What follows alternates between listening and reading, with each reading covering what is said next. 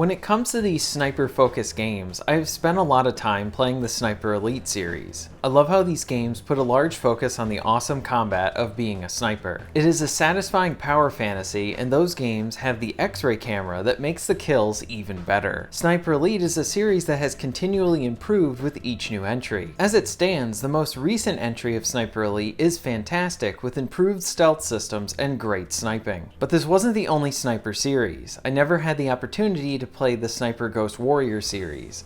I have heard that it does have a fan base and the games can be a bit rough, while having some good qualities as well. Being that I enjoyed Sniper Elite, I wanted to try this series out, and the new entry looked like a good opportunity to do that. Ladies and gentlemen, I present to you my review for Sniper Ghost Warrior Contracts.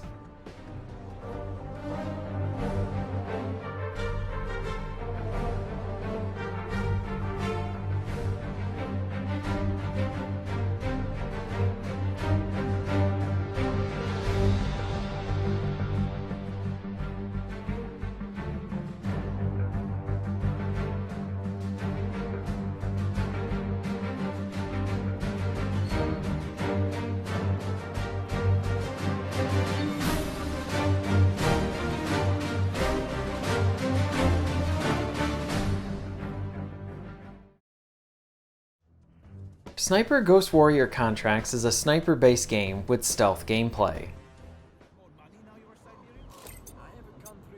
We've got a casualty! The other soldiers' locations. Now! I'll tell you. There.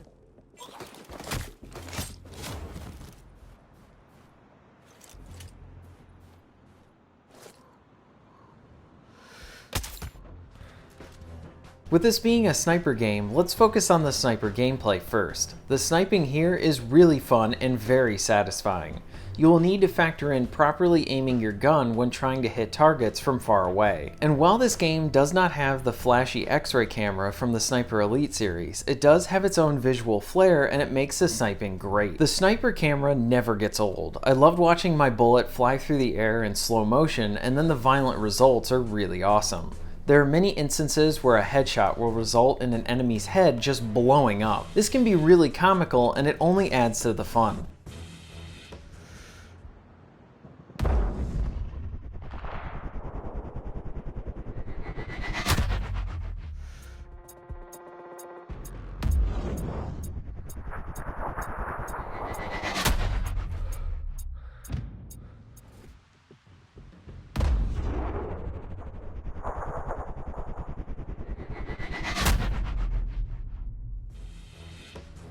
You will have more options than just sniping. You can carry a variety of assault rifles, shotguns, along with some pistols. The pistols are really useful for the close range combat, and many of them can have attachable silencers to them. The rifles are useful when you get detected and you need to enter into a firefight. The satisfying gore is not just regulated to the sniping. Hits from your shotgun or rifles will cause arms to fly off and heads to pop. The over-the-top violence sort of reminds me of the old Raven game, Soldier of Fortune. Guns won't be your only ally, as you have a variety of different gadgets to aid you. You will have the typical grenades to use, along with different mines, and a stationary rifle that you can command to shoot targets for you. With all of these tools, you will have a lot of options in how you tackle the maps. The game is at its best when you're sniping at enemies. It does take some time to learn how to hit a target from far away, but it's so rewarding as you improve on doing so with those long distance shots. Both your arsenal and the levels lend themselves to experimentation and a lot of replay.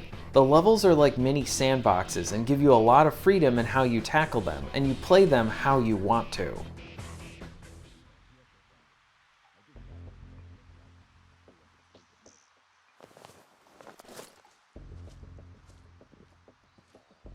Man down! Shit!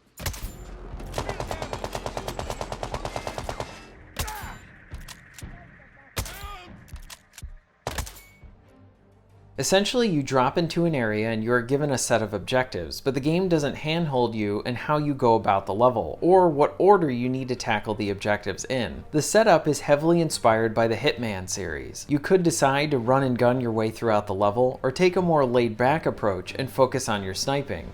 or you can focus on being really sneaky as you slowly work your way throughout the different areas. As you fight different soldiers, you can choose to outright kill them or interrogate them. If you decide to interrogate them, they will provide you with the positions of their allied soldiers. You can throw rocks to distract soldiers so you can get them into a more secure location so that you can take them down, or you can use this as an opportunity to set up a trap. Like I said, there's a lot of options, and it really comes down to what playstyle you prefer. The game itself is gameplay focused and to the point. The story is more there to provide you with context on your targets rather than having a meaningful narrative. The mission cutscenes are pretty good though.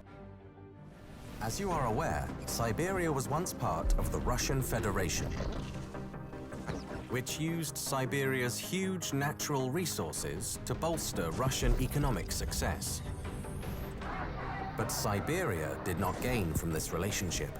In fact, it was merely exploited and used. A political movement was established. The People for an Independent Siberia. Even the regional governor, Nergui Kurchatov, was swept up in the wave. As you complete levels, you will earn a bunch of different rewards. You will earn money and different types of upgrade tokens that you can use to buy more guns, attachments, gadgets, and then you can also use those earnings to be able to put slots into different skill trees. There's a lot to upgrade, and you can repeat old levels to be able to earn more money to get some of the better equipment early on. You will earn more upgrades by completing in-level challenges, bounties, and finding collectibles. The challenges are a lot of fun to do, especially when they make you think about the levels differently. For example, one challenge early on will have you only killing the main target and not any of his guards. This way you now need to take the level that you've done before and come at it from a different angle to be able to satisfy that challenge. This is sort of like when trophies and achievements have you doing something within a level, but here you get in-game progression instead of just a trophy or an achievement. This game creates a really fun gameplay loop with each new level you are introduced to. Since the levels act like these mini sandboxes, you will spend a lot of your time getting to know the level,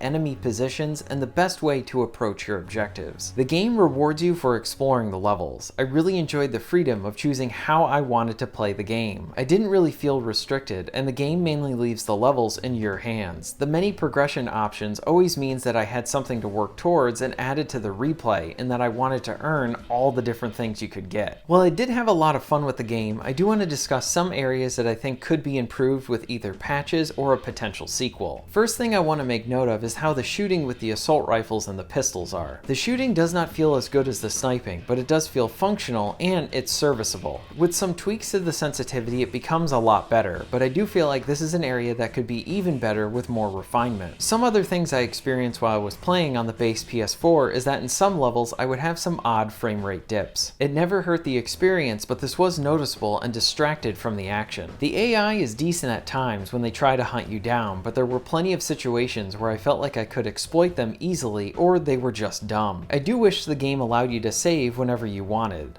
The game does have a frequent autosave, and it mostly does a good job, but there were enough times throughout the campaign where the autosave just didn't kick in and I had to repeat some parts over again. I would love to see the ability to save anywhere patched in. One big thing I would love to see for the sequel would be the addition of a 2-player online co-op mode. I think co-op would fit perfectly within the level design presented here. Being able to explore the levels and coordinate with a friend would make the stealth gameplay even better. The sequel could even feature co-op specific missions where one player is the sniper and the other player is on the ground completing objectives. One last thing I need to mention is how the game does not really let you skip the main mission cutscenes because the game is loading in the background. I didn't mind this the first time I played the missions, but when you go through the missions a few times, it does get a bit tedious because you essentially need to watch all of the cutscene because the game is loading in the background, and towards the end of the cutscene you can skip it. The game has some rough spots in some areas, but none of the flaws really outweighed any of the minute-to-minute fun that I was having within each of the levels. This game is a fun title.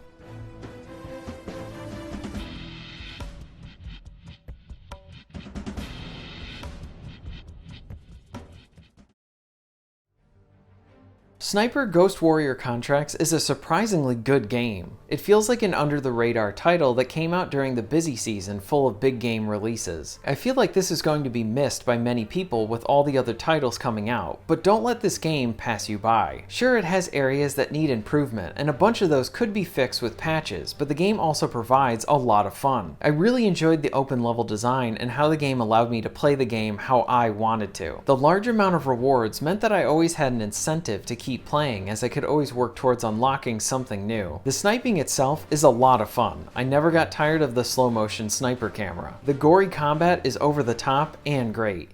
If you played the Sniper Elite series or just enjoy first-person shooters, then I would highly recommend you check this one out at some point. It's very fun and worth your time. Thank you very much for watching.